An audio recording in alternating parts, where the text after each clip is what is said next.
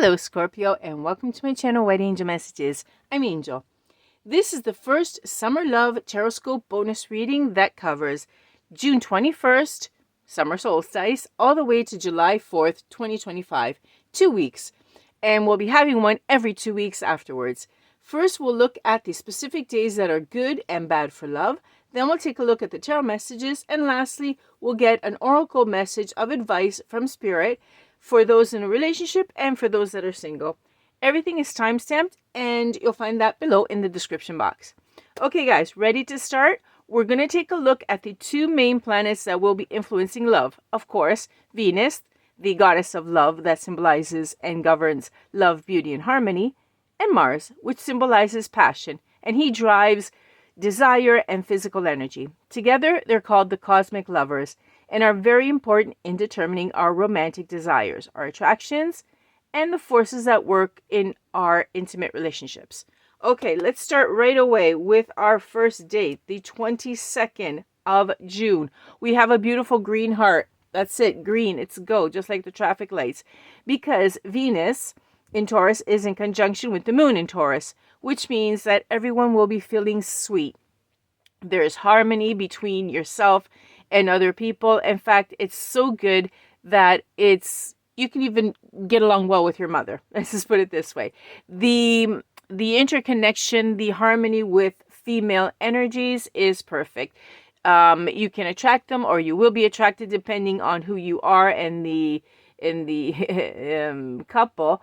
So basically go out. Whoever you are, go out and have fun because Venus is on your side.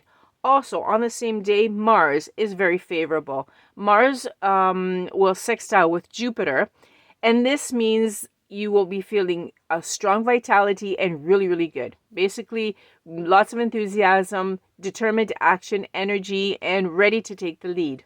This is Mars. So, you'll also be making very happy decisions regarding emotions, and that day, 22nd, is also very good for traveling together. However, I'm going to have to put a Cinderella curfew on it, so be back by midnight, because on the 23rd, it is a definite no day. Red day, stop, do not go anywhere on the 23rd, because Mars will square with the moon, which means that people can get really easily worked up, start arguing, be very hasty. There's going to be disagreements in couples. Some people will repress their emotions and feel moody. Not a good day at all. Okay, so let's just pass over it and keep going. The next positive day we're going to have is the 25th. The 25th is very nice. Mars will sextile with the moon, which means that everyone will have the ability to find the right words to say with their partner, and it's going to be a really good relationship day. In fact, it's perfect also to lead to the next day, which is the 26th. Fantastic day, okay?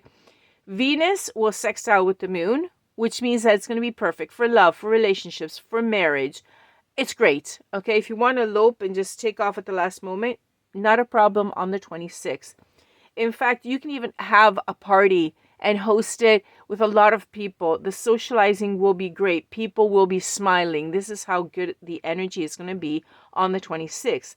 It's so good that you can have a blind date, never have seen this person before, and all will go well. Furthermore, we also have Mars in a good mood. When the couple's in a good mood, it's great. When Mars is going to sextile with the Sun on the 26th. So this means there's a lot of confidence to go after romantic adventures with great appetite. What do I mean? Well, it's the perfect day to have a baby, to actually make a baby if you want one. 26th, great day. On the 29th, instead, we have a negative day because Venus is going to square the moon in Leo.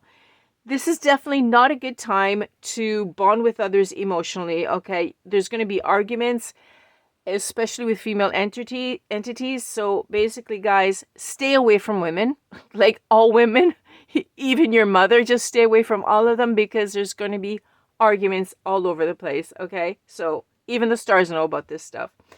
The 30th of June, Mars this time is going to go into conjunction with the moon in Virgo. They're both in Virgo and they're going to conjunct.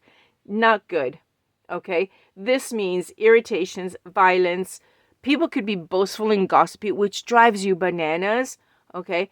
And even though Mars is a very passionate sign, even when it goes into war, because he's the god of war, the fact is, it's not a good idea, okay, to be tempted, because all the muscular tensions that you feel inside, don't think that they're all passion, because on the 30th, they could lead to marital problems or even a separation, okay? So beware. 30th, no go. Wait a little bit, just the day after, on the 1st of July. It's going to be a great day, just as good as the 26th. Venus will trine with the moon in Virgo. Again, a great day for love, for marriage.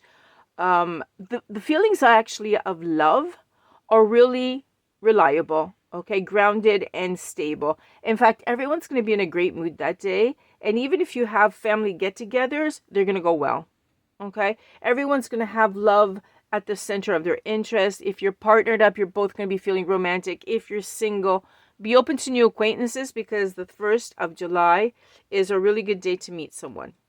Then, last one, the 4th of July. You notice it's half green and half yellow? Okay, Venus is going to be entering Gemini. So basically, we're all in a good mood. We're a little bit more refined. So our voices are going to get sweet and sensual. But why is this not perfectly green if we're going to get sensual and we're going to be much more desirable? Well, because Venus on that same day is going to go into conjunction with Uranus. And this creates a particular mood. That is, if you are partnered up already, what could happen is this sensuality, it may trigger someone into jealousy. Okay, and we all know that jealousy can cause feelings of mistrust, etc. Some people like jealousy. That all depends. Okay, I've placed it in yellow because there is a bit of caution that we need. If instead you're single, well, it's not actually a bad day to meet someone online. So you be the judge of it and let me know. Okay, guys. Now let's take a look at what messages come through with the tarot for Scorpio to lead them to have a happy love life. And maybe there could be even some warnings to be careful so that you don't get hurt. Let's see. First of all, we have the Two of Swords. Someone is making a decision, right? You're in the middle of making a decision, but you don't have all the information regarding it. Maybe you're selecting someone. You're deciding between two people, because this is love, okay? Or to accept or not accept one person. Let's keep going. Okay, the Hierophant. Just looking at the picture. Okay, the Hierophant instead is telling me that he's different. He wants to be different, and he wants to see. You're not you don't know what to choose because you want to be different. And maybe someone doesn't approve. I don't know. I'm having this feeling because you do want to be different. Choose. I'm hearing Spirit say choose who you want, who's right for you. It doesn't matter if you want to be unconventional or rebellious. That's up to you. Okay? As long as you're happy, that's how your choice should go. Okay, let's see. What else? Spirit, do we have anything else for Scorpio? Another message. Oh, another one comes through. Okay, let's see. This one, this could be different in any case. Let's see. This has the Page of Pentacles energy coming in. I want to delve into this one. Wow. And the Four of Pentacles and the Moon. Everything is upside down. Okay. So, Four of Pentacles in the reverse. Someone spent a little bit too much money on someone. You guys went out, had a little bit of fun. And the Moon also is upside down. Okay, something wasn't clear to you. You're still kind of in the dark here about someone. Okay? And you're kind of reminiscing about it. It was like, oh gosh, I missed my opportunity or whatever. But